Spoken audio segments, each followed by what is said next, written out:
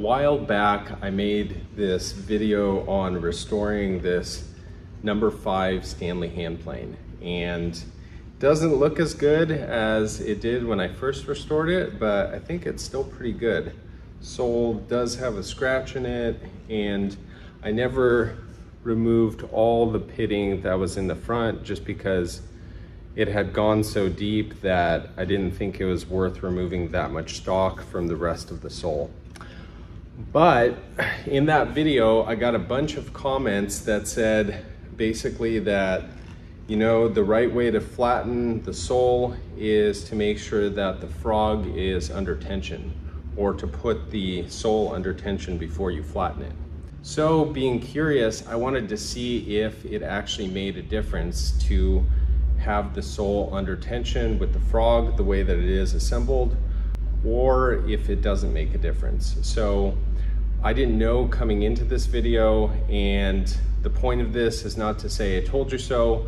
I was just curious and thought that other people might be interested to see the results. As luck would have it, I had just flattened a piece of aluminum in the CNC. I was making a miter bar and I had some extra stock. So I have a piece of aluminum that I know is dead flat to the 1,000th of an inch. So I'm gonna throw this on the sole and try to throw some feeler gauges under there and see if I really should have flattened the sole under tension or if it was okay the way it was. Let's find out.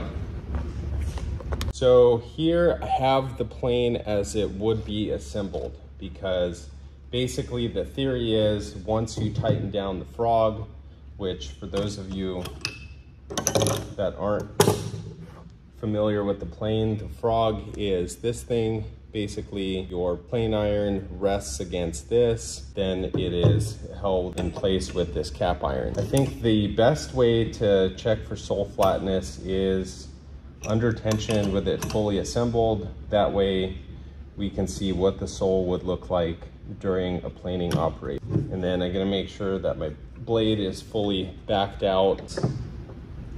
And then here is my flattened piece of aluminum. Get all the dust off there. And let's lay this on the sole. There we go, that's a better angle. So it doesn't seem like there's any gap between the sole up until the very ends. So at the very ends, I'm seeing a very small gap on the back end, and then a very small gap in the front. I don't have a feeler gauge up to 1/1000th of an inch, but I do have this Arbor shim, which is 4,000th of an inch. Okay, so I'm way zoomed in there, and let's see how much this fits. So I'm gonna apply pressure here in the middle and stick this in, and it looks like I'm applying light pressure in the middle, and it looks like that Arbor shim just barely makes it. So it probably is about a 4,000th of an inch gap. And then here, it looks like it's dead flat. Nothing's fitting in there. And then let's check again here at the front. On video, it looks like quite a big gap.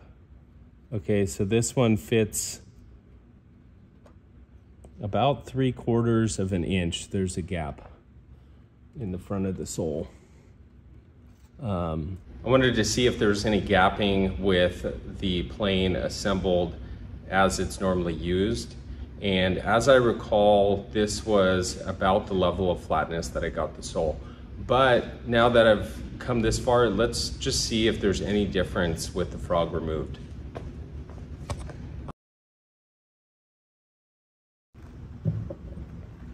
Okay, so here's the frog removed.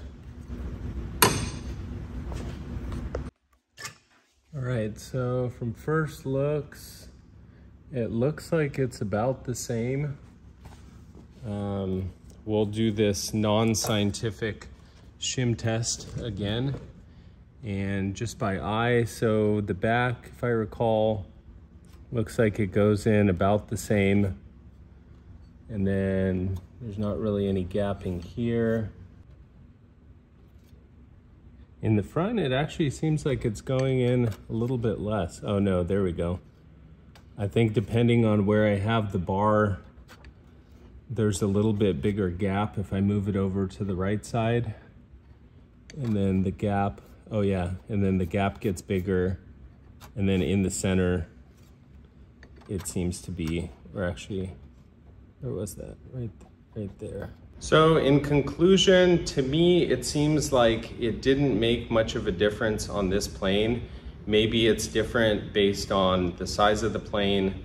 If it's a bigger, like number 7 jack plane, there might be more flex in the sole.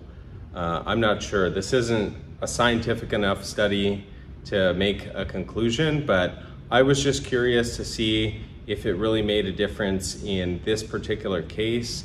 And just from this test, it seems like the sole is pretty flat up until those last 2 inches on both ends. And again, when I was flattening this, I didn't really want to take off all that material to make it level right there. So for me, this is an adequate level of flatness. I feel like I wouldn't notice it on, or I haven't noticed it on anything I've used it on. I feel like if anything, the bigger variable is how the blade is set and just overall planing technique. So I hope you guys enjoyed this video, found it informative. So let me know what you guys think in the comments. And again, this isn't a video to say, told you so. I'm just curious. I like to check stuff out, and your feedback is always appreciated. Thanks again. Have a great day.